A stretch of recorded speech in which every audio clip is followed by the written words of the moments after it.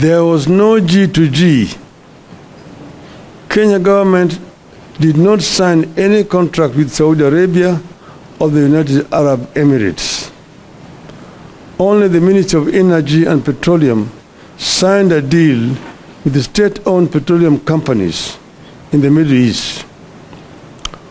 Why Ruto chose to characterize the deal as a G2G is the first red flag that points to mischief in this deal.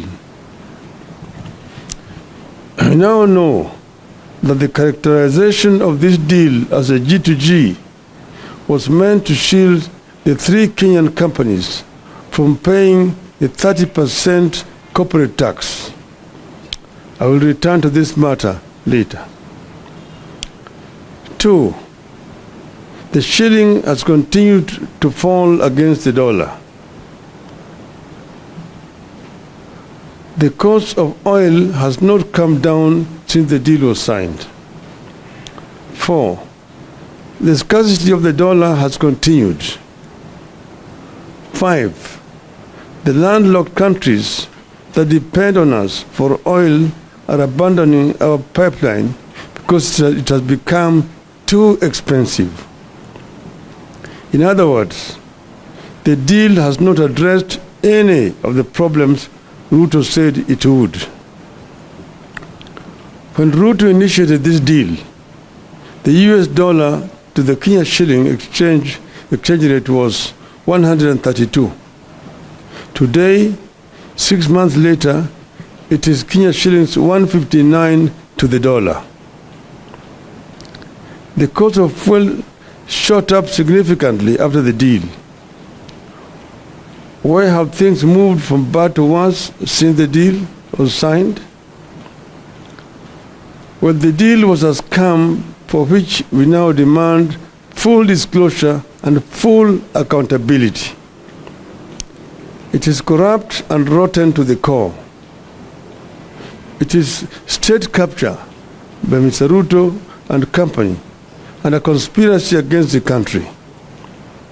Ruto's collapsing the country while feeding Kenyans on lullabies. Other than keeping the cost of oil permanently high in Kenya, the deal is costing the country dearly in terms of trade in petroleum with the landlocked neighbors. It is shrouded in deep secrecy. To date, only 2 documents have been made public. That is, the Master Framework Agreement with petroleum trading entities and the Open Tender System Modified Agreement with marketers. The Supplier Purchase Agreement between the Middle East oil firms and the hand-picked distributors in Kenya has never been seen. We challenge Mr. Ruto to publish this document. Nobody knows how Gulf Energy, Galana Oil Kenya Limited, and Oryx Energies Kenya Limited got nominated to handle local logistics. But the hand-picked distributors are selling oil to us at almost twice the price from bulk suppliers. These companies are also manipulating deliveries date ranges so that they can minimize on prices. We know that in August this year, 4 months after the deal, the government allowed Oryx Energies to sell oil at prices that had been inflated by 17%. In the Ruto deal, Oryx is a supplier of diesel to other oil marketing companies in the country. The excuse was to delay in discharging fuel at the jetty. This shady business model is being deployed by all the companies that were retained in the Ruto deal. They buy at low prices, delay discharging, then ask to be allowed to offload at higher prices, and the cost is passed on to the consumers. In the case of Oryx, It had bought the diesel at an average flat price of $97.88. That is 14,182 shillings per barrel in July, but was allowed to sell the same to oil marketing companies at $114.5 US dollars, that is 16,585 shillings per barrel. Some of the companies charging the higher prices deliver more cargo than they were contracted to deliver, forcing Kenyans to buy more of the oil whose prices are inflated, hence the permanent high prices of petroleum products. The ministry is changing billing month to allow the oil firms to quote higher prices. For instance, cargo that was bought in July when the price was low is allowed to quote higher August prices and pass the burden to the consumer.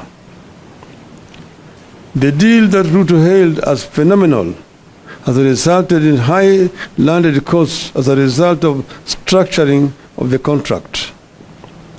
The faults include the double counting of some cost elements and fixed freighted premium, which sometimes are higher by up to $50 per metric ton. The cost is passed on to the consumers. It also lacks flexibility, which further exacerbates the pricing model. Uganda has announced that it will no longer purchase petroleum products from Kenya because middlemen have inflated prices by up to 59%, imposing too high a cost on consumers. The exact same scenario is prevailing here. The middlemen President Museveni is talking about are Kenya government officials. I repeat, the middlemen President Museveni is talking about are Kenya government officials. The deal has interrupted supply. Gulf Energy, which manages up to 50% of government importation, has been experiencing serious challenges securing letters of credit. This is because the single bank that was picked to provide the letter of credit is struggling with big bad loans. Consequently, there is delay for clearance of importers to offload oil. Ships are queuing at sea for up to 18 days, awaiting confirmation of letter of credit in order to discharge, while the Kenya Pipeline Company goes without operations for days because there is nothing to process.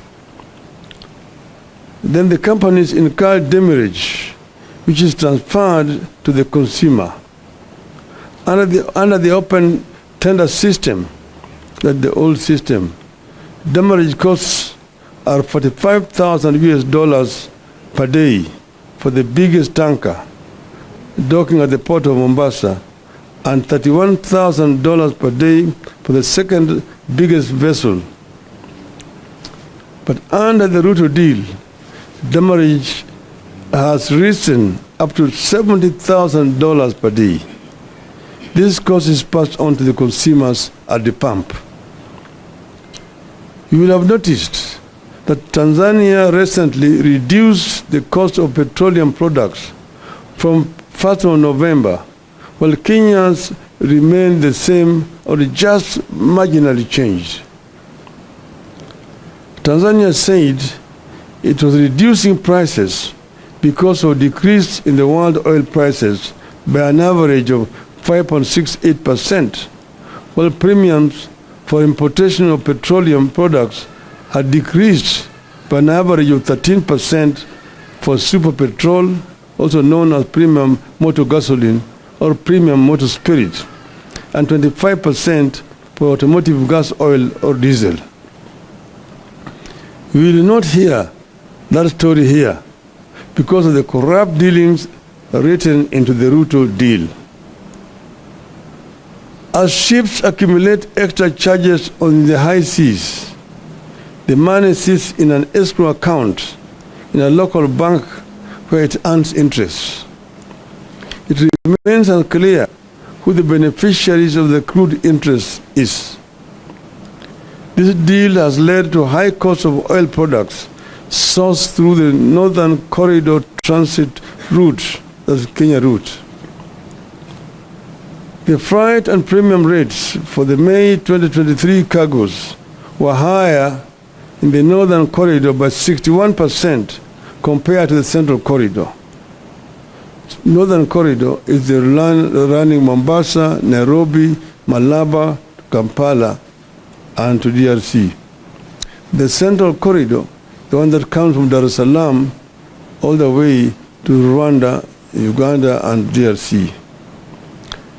That rise in freight and premium is reflected at the pump. That is what has pushed Uganda and other forward markets like South Sudan, Eastern DRC, Rwanda, and Burundi to consider importing goods through the Central Corridor or Tanzania route. Uganda is shifting to the Central Corridor, meaning that they are going to be using the port of Dar es Salaam or Tanga rather than Mombasa. The volume it ferries via Kenya pipeline has dropped by 52% from 70%. So other than making petroleum products ever more costly, the deal is going to kill the Kenya Pipeline Company as soon as this year.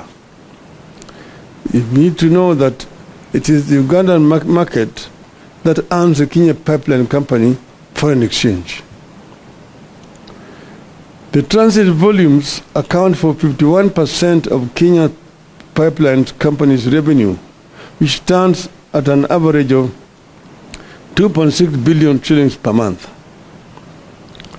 When the company loses in the volume transported, it results in higher tariffs, which is transferred to the local consumer in terms of higher cost of petroleum products. A 10% reduction in the transit volumes would result in a 5% increase in tariffs, which is reflected at the pumps in terms of cost of fuel. The change of route by landlocked trading partners will force a number of Kenyan oil marketing companies and logistic firms to close shop.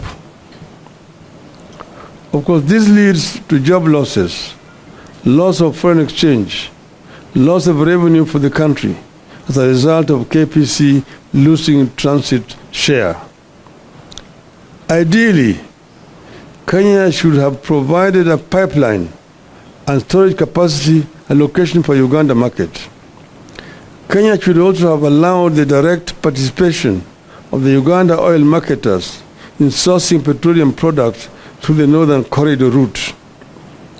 But because corruption was written into the deal, the Ruto administration could not allow neighbors in fear of exposure. Consequently, the KPC is set to lose substantial business to Tanzania. Uganda's shift to the Central Corridor will most certainly influence Rwanda, Eastern Democratic Republic of Congo, and South Sudan. As KPC loses business, it will charge more for its product to stay afloat, hence the ever-rising cost of petroleum products. The deal only ended up creating irregular supplies and higher prices. Open tender system allowed for competitive sourcing of fuel. Monopolistic tendencies for purposes of maximizing profit goes against the demand for efficiency and the need for lower prices. It is going to drive a number of oil marketing firms out of business, leading to job losses and loss of revenue for the government. The deal that Ruto signed with the oil companies as excessively high freights and premiums compared to those witnessed in the open tender systems. They are as high as an additional $50 per metric ton. In the end, Kenya is losing billions of shillings in taxes because the three companies picked to spearhead this deal do not pay the 30% corporate tax. Shielding the three companies from this tax is the reason Ruto told Kenyans that it was a G2G deal. Your guess is as good as mine on who is pocketing the unpaid corporate tax. But the burden of the unpaid corporate tax is passed to Kenyans at the pump. Now, ladies and gentlemen, our stand as Azimio. 1. Ruto must immediately cancel the contract and revert to the open tender system, which ensured guaranteed supply of petroleum products. It has assigned responsibility to various players as opposed to the so-called G2G that is making Kenyans depend on inefficient and corrupt players. The open tender system was efficient, accountable, and competitive, and offered prices commensurate with international pricing model. 2. The Ethics and Anti-Corruption Commission needs to move in, not to sanitize, but to get to the bottom of how and why we got into this deal and who is benefiting from it. 3. The men and women who came up with this self-serving deal must be surcharged and sacked. 4. The government must restore taxes to 8% from the 16% that came with the Finance Act. 5. The government must make public the so-called MOU between Kenya and Saudi Arabia and the United Arab Emirates. 6. The Ministry of Energy and Petroleum must make public the deal is signed with oil companies. 7. The Ministry of Energy and Petroleum must make public the supplier purchase agreement it signed with the oil companies. 8. The EACC and the Director of Criminal Investigations must investigate the tax compliance status and pricing model of the three oil companies. 9. We need a comprehensive brief on what the move by Uganda to pursue much of its petroleum needs through the Tanzanian Central Corridor means to our country, especially to the future of the Kenya Pipeline Company. Yale ambayo yanafanyika, hiyo wafanyabiashara yenyewe inadhihirisha ukweli. Yale ni wale watu ambaye wametofautiana pamoja. Sasa mwingine anasema huyu hii shehena ni yangu, mwingine anasema hii shehena ni yangu. Wale pamoja. Hata wewe mwenyewe unaweza kushangaa yale ambayo yanafanyika. Mbona kama kuna shida mtu anashikwa usiku anafungwa macho? Kwa sababu gani? Kama jamaa hajaiba, hajafanya chochote, kama hata yeye ni mwizi, mbona ashikwe mchana na apeleke mahakamani? Ni wale ni wao wezi wawili wanashikana peke yao. Upande mwingine sisi tuko na washirika wetu ambao sisi tulituma kwa yale mazungumzo. Mmoja wao ndugu Eugene Wamala yuko hapa. Sisi tuliwaambia katika yale majadiliano kuna maneno ambayo sisi hatuwezi kuacha nje. Tuliweka masharti, atukuna maneno ambayo mpaka tupate suluhu, hasa yale ambayo yanahusu wananchi wenyewe. Kwa mfano moja yao ni gharama ya maisha. Tumesema gharama ya maisha mpaka irudi chini. Hiyo ni moja ya masharti ya mazungumzo yetu. Ingine ni kuundwa kwa tume ya uchaguzi. 3 ni ukaguzi ya matokeo ya uchaguzi iliyopita. 4 ni mambo ya kutuingilia kwa vyama vingine vya kisiasa. Kuheshima kwa vyama vya kisiasa. Yale ya masharti. Lakini muhimu zaidi ni gharama ya maisha lazima irudi chini. Na wao wamesema vile inawezekana.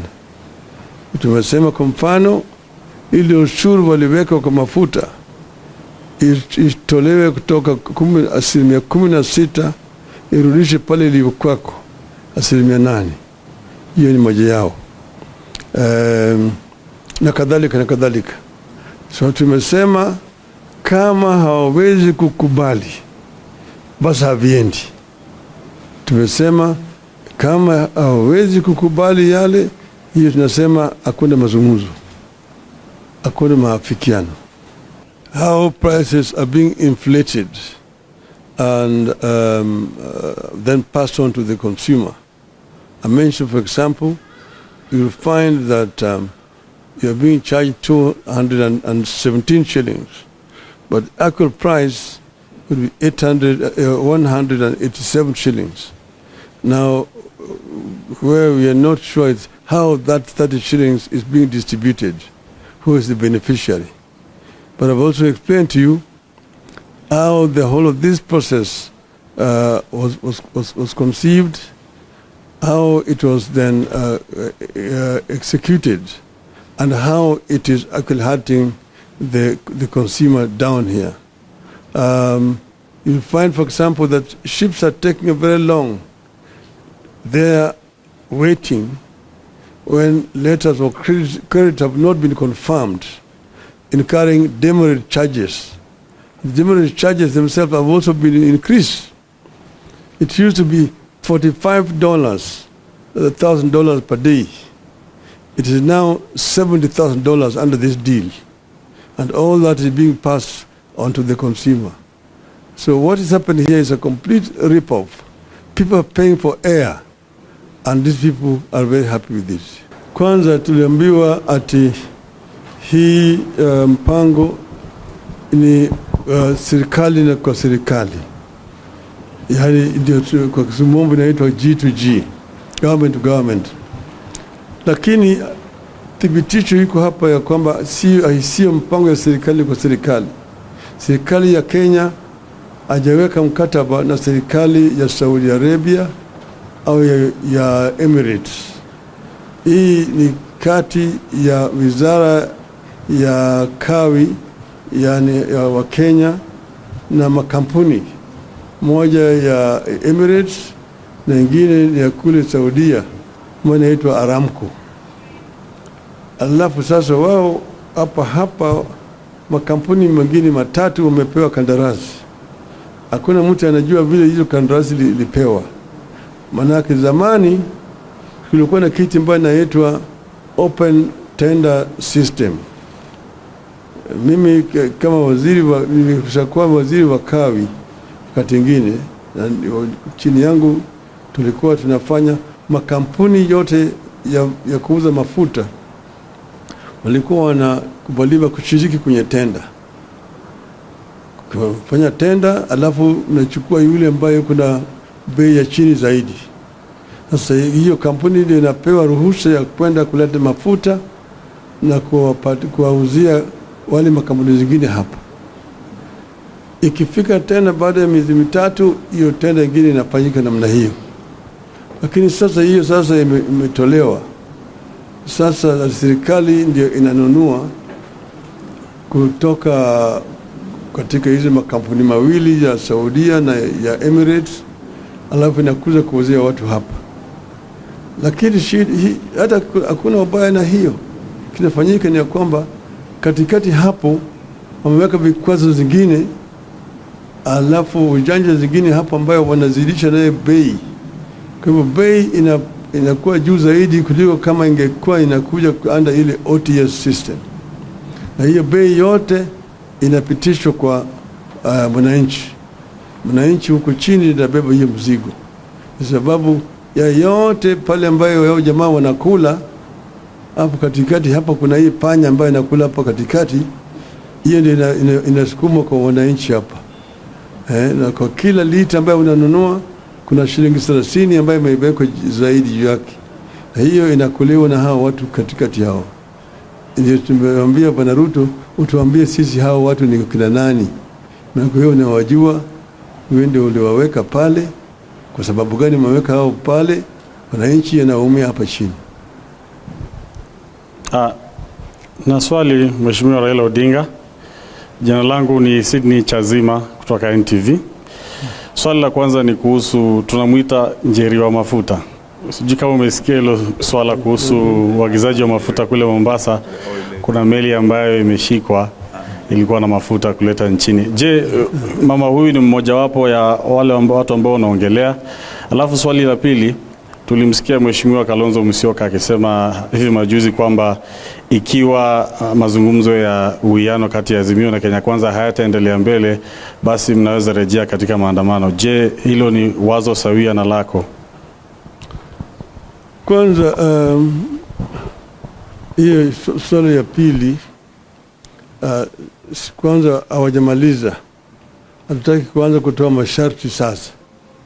Wakifika wakati ambao itakuwa wametofautiana kabisa, hakuna mafikiano, sisi wenyewe tutatoa taarifa yetu. Kwa wakati hii sitaki kutoa hata vitisho vingine. Itaonekana ya kwamba sisi tunatoa vitisho, manake hatutaki watu wawe na mafikiano. So bado tunawapatia fursa kuongea. Pili, huyo mama mafuta, huyo mama Njeri wa mafuta, so mamona na unajua biashara ya mafuta, unajua gharama yake, pesa ambayo inatakikana ufanye biashara ya mafuta bilioni 17. Angalia sura yake kama